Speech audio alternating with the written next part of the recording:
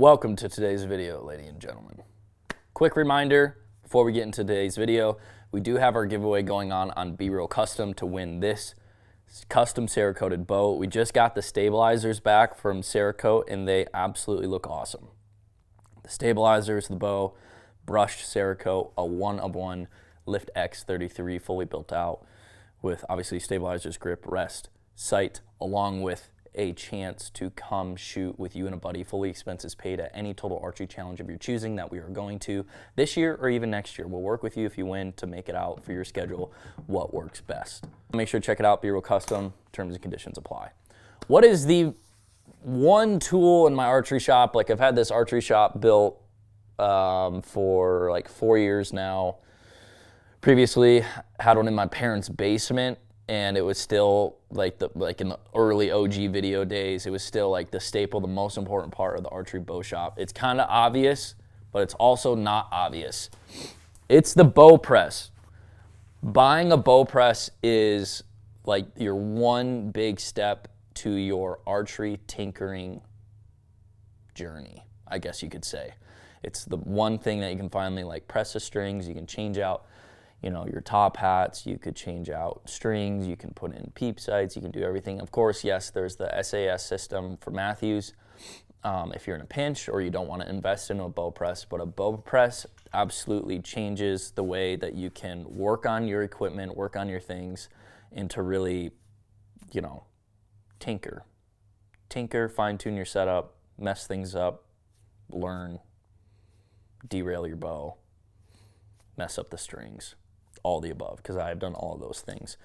I've been using pretty much exclusively Last Chance Archery presses. This one is the Power Pro press. So it's all electronics. There's electronics down here, a little foot pedal, which is really nice.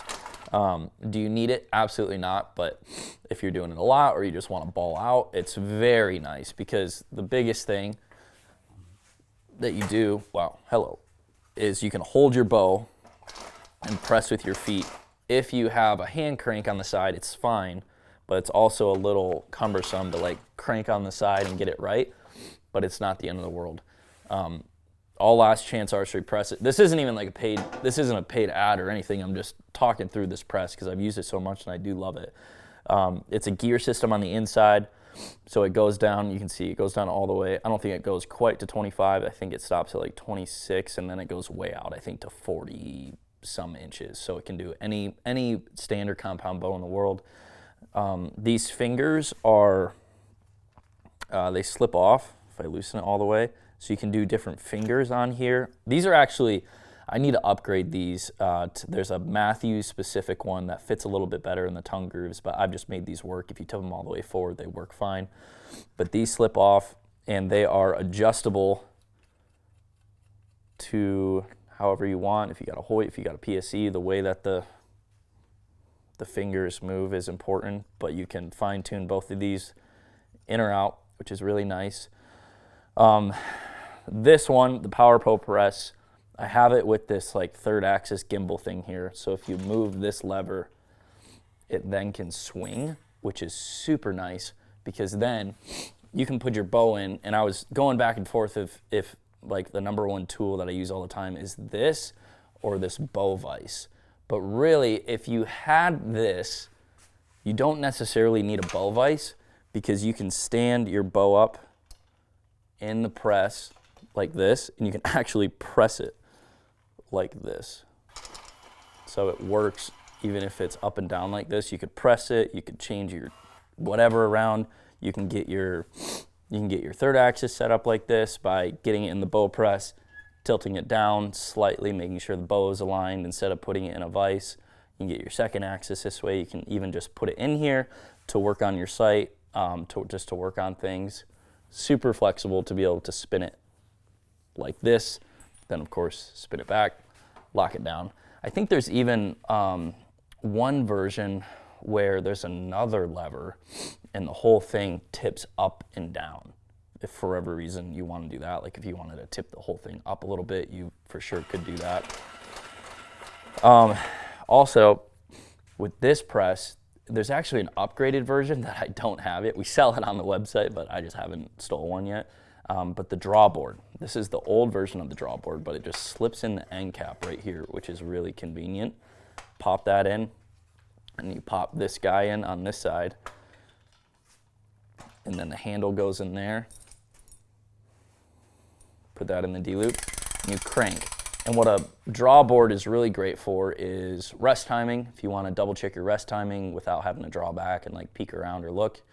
And then timing of the cams. Timing of the cams is so important when it comes to the tuning process, how the shot feels. If your bow's out of time, it'll feel squishy, it'll feel jumpy, and then also you could get kind of a weird tune or a weird shot after. So really cranking this back, letting it back down, putting it in the bow press. I mean, if you guys have watched my bow builds, you've seen me do that, but I was thinking I've never really explained the bow press part of it. But super convenient that you have a drawboard and a bow press all in one. You know, there's other drawboards out there where it's like you hang them up on a wall, you can put them up like this and a string pulls down, but dealing with like a smaller space or all in one, having it all in one little setup is fantastic. This is everything that you need. On top of that, we have these little organizer tools. So these are like magnetic trays as you just collect Allen wrenches, or like I got a little peep sight in there. When you take out top hats, this is my top hat jar, but there's a lot in there, but obviously you don't need that many. But they kind of can sit in there. Super nice little pop out the axle, throw it in there, magnetics in place, and kind of stays there. Super nice. And then of course we got all of our tools, which I try to always keep right here.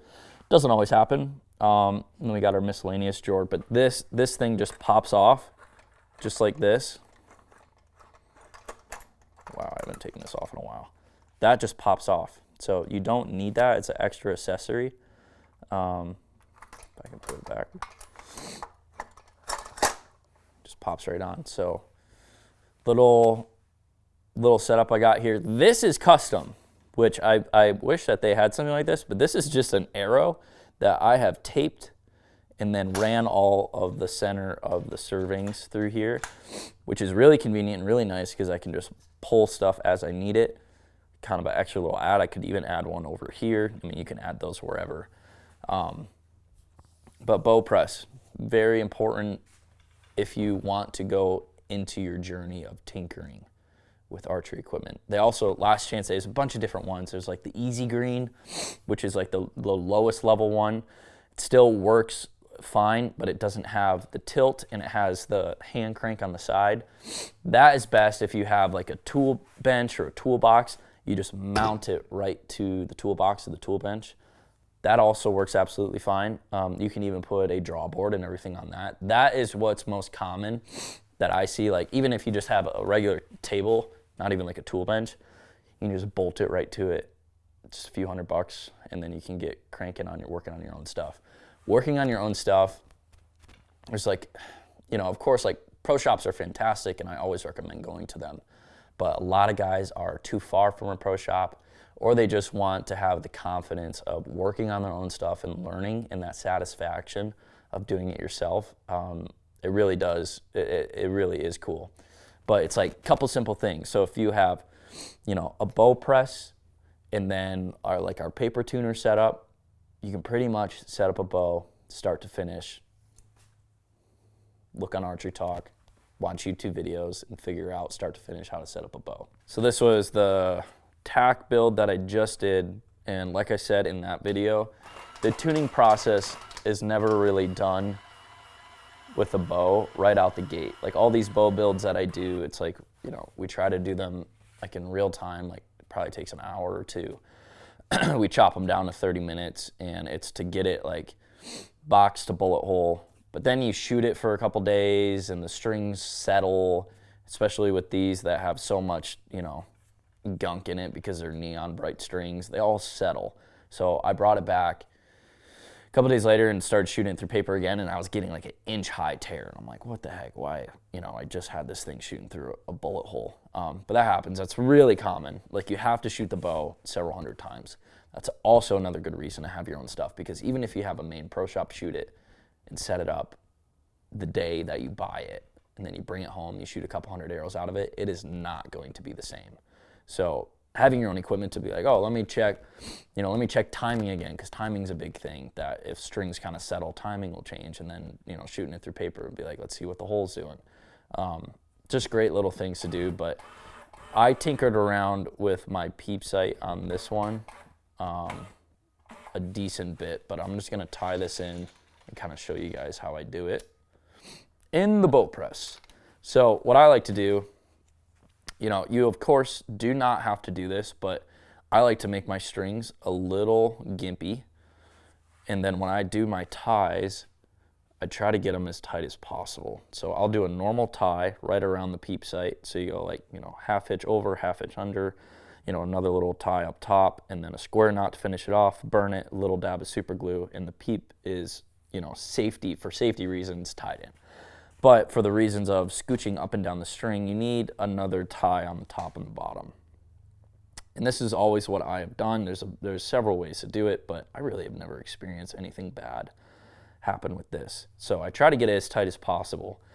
Now, if I didn't press the bow in the press, you can see how far away that this serving is separated. I wouldn't be able to tie this all the way down. I would have to tie it all the way back here because just the sheer force. But since I have it in the press, I can ream it down a little bit. And I will say, when you do this, this also could change a couple things. It could change your timing, it could change your tune a little bit. Every little thing that you do has a reaction to something. So it's always good whenever you do something that you bring it back, to the drawing board or to, paper tuners, shoot it, see how they're flying. Because we're technically compressing the string a little bit when we do this.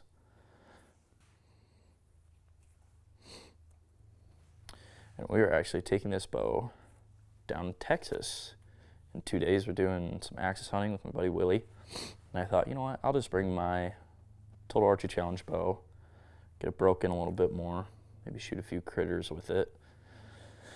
Just get more familiar with it before tax.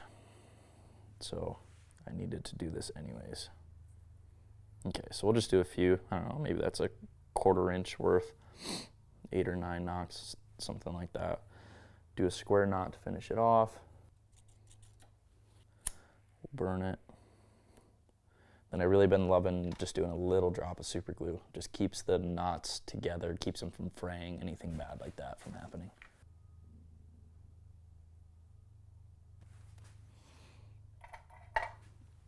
Okay, so I'm gonna let it out of the bow press just to show you guys. Okay, string is tight now. You can see the difference there, how much I came into these knots. So cut the distance about in half. And that really cinches down the peep sight, keeps it from moving just because there's literally nowhere for it to go. Then I have another little trick that I'll do, and I'll show you guys after I tie in this top one.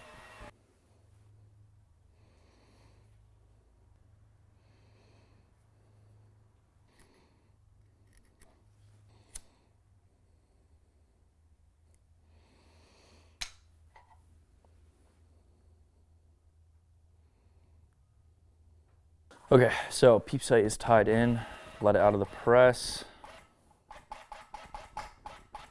Just barely holding on. So I take a fine point Sharpie, and then, so our tie line that was right here, I will draw a line right along that right there.